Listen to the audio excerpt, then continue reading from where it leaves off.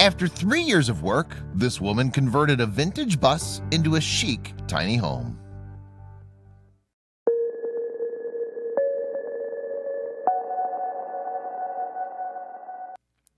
Jessie Lipskin was feeling stuck in the ebb and flow of pricey and cramped city life in Manhattan and wanted to design a lifestyle for herself that would allow her far more freedom, financially, holistically, and sustainably.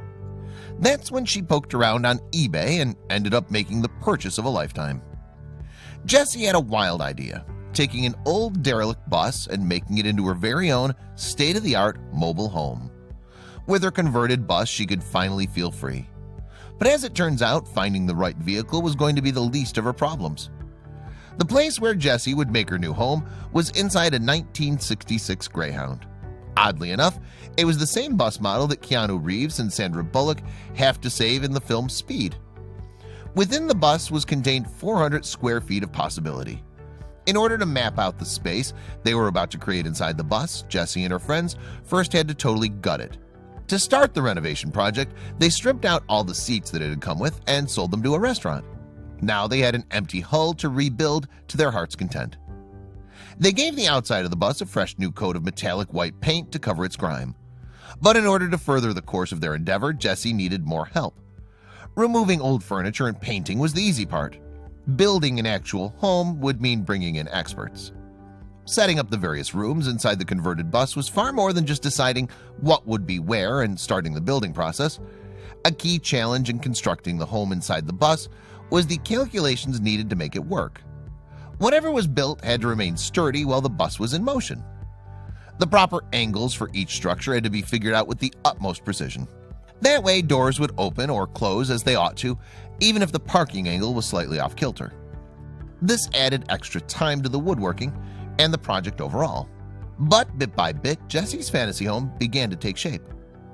The bathroom inside the converted bus would have to be sustainable, in line with the philosophy that had guided Jessie's decision-making from the get-go. Thanks to the high ceilings of the bus, they were able to construct a fully functioning standing shower. Beside it was a slotted floor made of mahogany wood for the bather to stand on to dry off.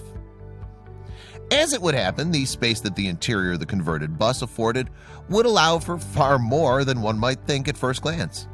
Not only were Jessie and her friends able to install a closet for her to hang her clothes, the bus would ultimately have 3 closets in total.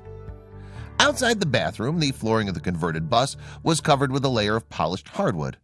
Then they gave it a real sense of flair by installing an LED lighting system. The lights were set with dimmers so the person sleeping in the vehicle could create their own ambiance. Now the basics were finished and it was time for the heavy lifting. No decision was made without research.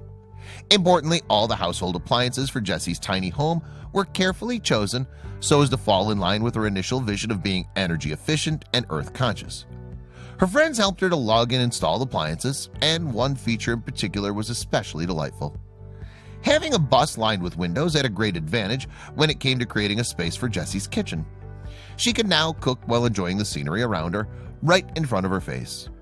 As she learned the ins and outs of construction, Jessie herself took part in building the kitchen's wooden countertops. She found inspiration from other people who were constructing tiny homes in a similar fashion and posting their results to Instagram. Stage by stage, as she and the experts enacted their interior design magic, she documented their own work process too, and she had a great idea for the bedroom. Perhaps the most important space of all was a comfortable corner where Jessie could rest her head. Once she'd completed the bedroom, complete with cozy velvet curtains, she set up a table at the back of the room. Then she piled her book collection onto it so that it could serve as the bus's own miniature library. After 3 years of work, the converted bus was finally complete. It is truly a marvel to behold. The chic mobile home was a fully functional, furnished, and equipped home that some apartment owners would doubtlessly be jealous of. The decked-out bus boasted 2 separate air conditioning units, 3 different walk-in closets, and its entire electricity and water system was environmentally sustainable. The tiny home was visually stunning, but it needed a touch of color to spruce it up. Still, Jessie had to stay thrifty and be resourceful. At a Goodwill, she snagged an oil painting with gentle tones and hung it up in the central hallway of the converted bus. Any space could be lived in, but after 3 years of work, she had to make her space feel personalized. It's the little details of design that Jessie thought made her converted bus feel that much more like a home. And one item in particular, of absolutely priceless value, made its way on board. Jessie's great-grandmother had lived in the poor immigrant tenement buildings on Manhattan's Lower East Side.